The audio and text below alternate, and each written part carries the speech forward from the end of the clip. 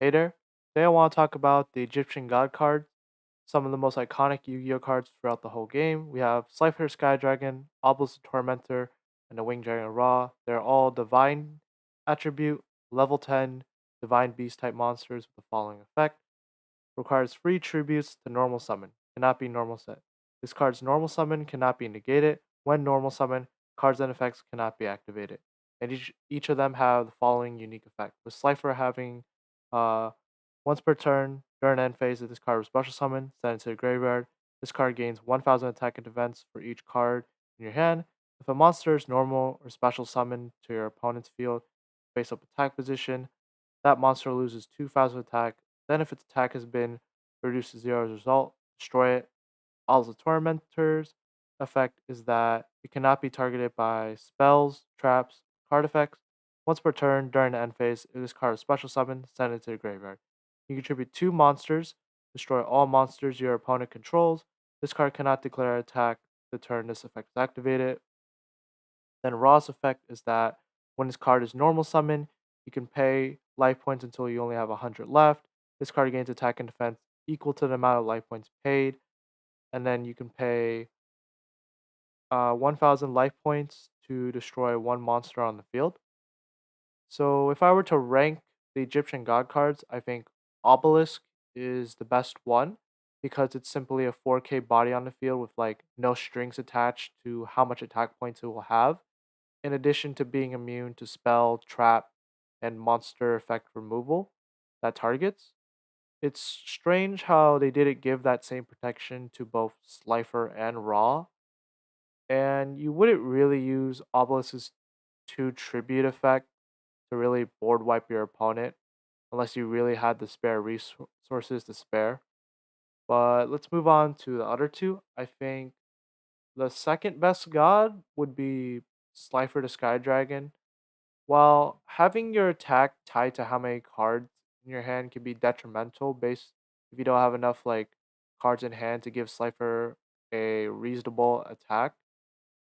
The effect that it can destroy monsters on the field when summoned can be useful, although it doesn't negate effects. It doesn't compare to how bad Ra is. Now, Ra I think is the worst Egyptian god card simply for the fact that like you have to pay until you have 100 life points yet left to give it a good attack stat. Now, while you can technically have more attack than Obelisk, Ra is just basically a huge glass cannon with no protection whatsoever. In addition, that if you do not pay life points to give raw attack, you have the ability to destroy a card, but then raw just sits there with no attack at all. This is not taking into account the support for any of these cards. I'm just looking at them based on like their effects alone.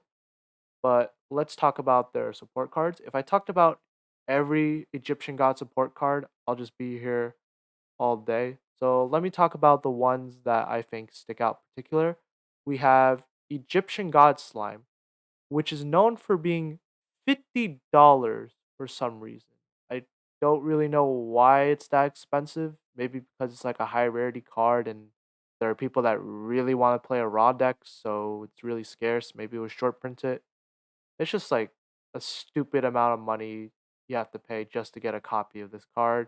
I felt like this card could have been reprinted in the Egyptian God structure decks, but I guess Konami's like, nah, we will reprint this expensive card that people would definitely want for the Egyptian God decks because I don't know, it's Konami. Um, Ra has like its own archetypal support that came in the Duelists of Gloom set, which I played the deck. It was like pretty bricky, even with like those cards. Although it did make Raw like a playable deck that you can definitely play casually. Next up we have Slifer, who received some form of support in terms of the Joker Knight cards that can be used to like swarm the field, so you can like tribute to summon Slifer. And they have a card called I think Thunder Speed Summoning, which basically like when sets up Slifer when you have the knights on the field. So that's cool.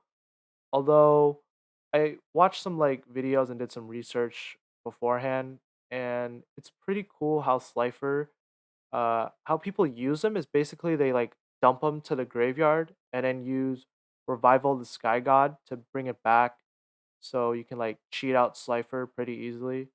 In addition to the Revive Sky God's effect to draw 6 cards, which is pretty busted. Although you do have to like hard draw into the revivals of the Sky God to like really pull it off. But it's pretty cool seeing like how creative and innovative like some Yu-Gi-Oh players are when it comes to like deck building and like inventing stuff, or like just basically like making certain cards playable, or oh they like play this archetype in a way that maybe not everybody sees.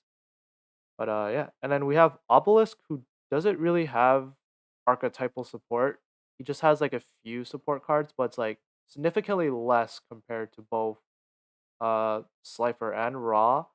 In the anime slash manga, Obelisk was summoned by like sacrificing XYZ Dragon Cannon one time, although that card is not treated as free summons, but hey, the offer, Kazuki Takahashi, may he rest in peace, just needed to be flexible with like how the cards did.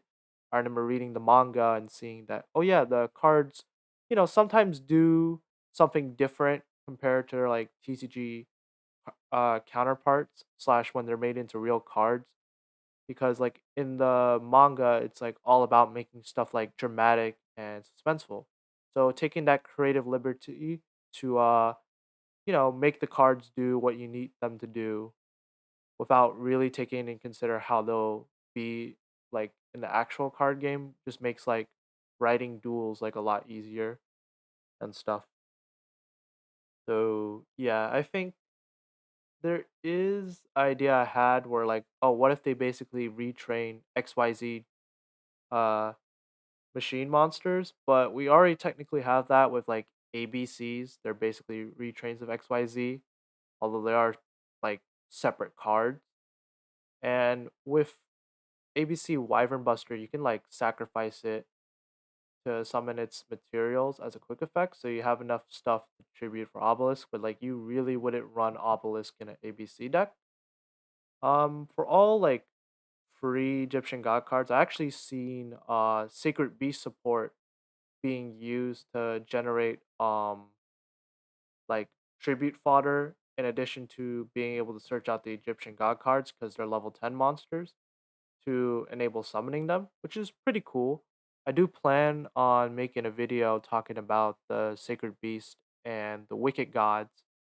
So, subscribe to the channel if you want to see that, or, just like leave a like if you found this video like interesting or informative. This is just my opinion on like the Egyptian god cards and what I think about them. And until the next video, goodbye.